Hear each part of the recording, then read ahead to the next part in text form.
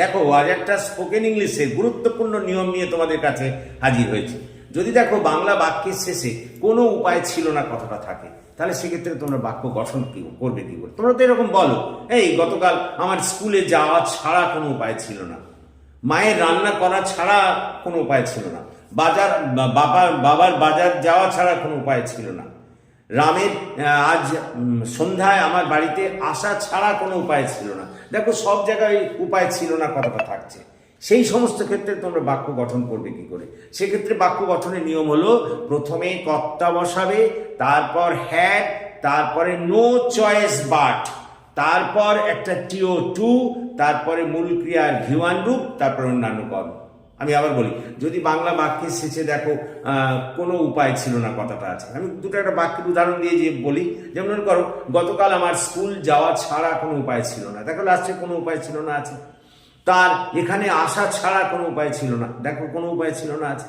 এই রকম যদি থাকে তাহলে প্রথমে কর্তা মানে সাবজেক্ট, তারপরে হ্যাড, তারপর নো চয়েস বাট, তারপর টিও টু, তারপরে মূল ক্রিয়ার ভিওয়ান রূপ, তারপর অন্যান্য কর্ম। দেখো আমি সেটাই এখানে লিখেছি, যদি বাংলা বাক্যের শেষে কোনো উপায় ছিল না কথাটা থাকে, তাহলে সেক্ষেত্রে বাক্য গঠন করতে গেলে এই স্ট্রাকচারটি ব্যবহার করতে হবে। স্ট্রাকচারটা কি?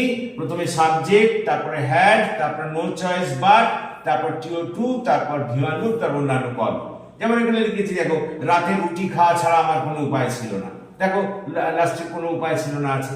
তাহলে আমি লিখলাম I had no choice but, দেখো নো চয়েস বাট, তারপর টিও টু, তারপর ইট, খাওয়ার উপায় ছিল মানে খাওয়াটা মূল ক্রিয়া, তাহলে ইট, তারপর ব্রেড অ্যাট নাইট।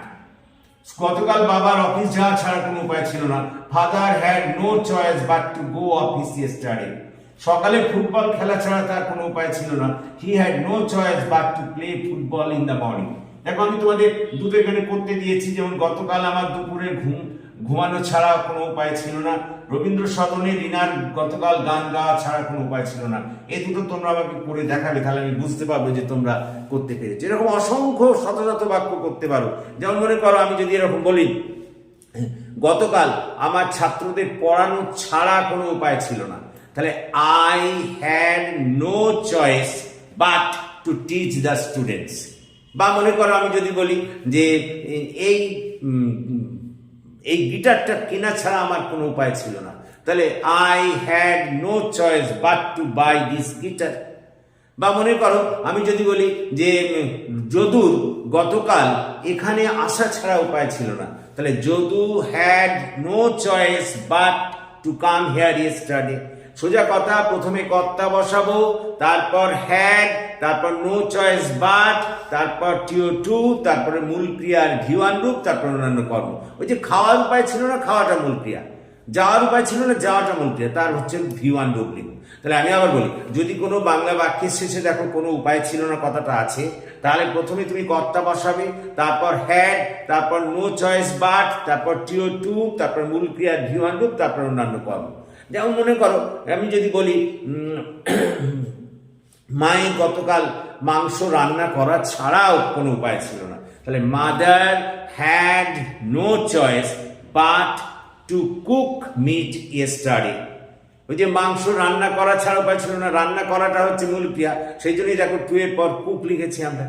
বা মনে করো গতকাল আমার এই কাজটি করা ছাড়া কোনো উপায় ছিল না, তাহলে I had no choice but to do this work yesterday. কথাটা বোঝার চেষ্টা করো। সুতরাং তোমরা আমাকে এই দুটো করে দেখাবে বা আমার কমেন্ট বক্সে, তাহলে আমি বুঝতে পারবো যে তোমরা বিষয়টা বুঝতে পেরেছো। So thank you for watching and listening.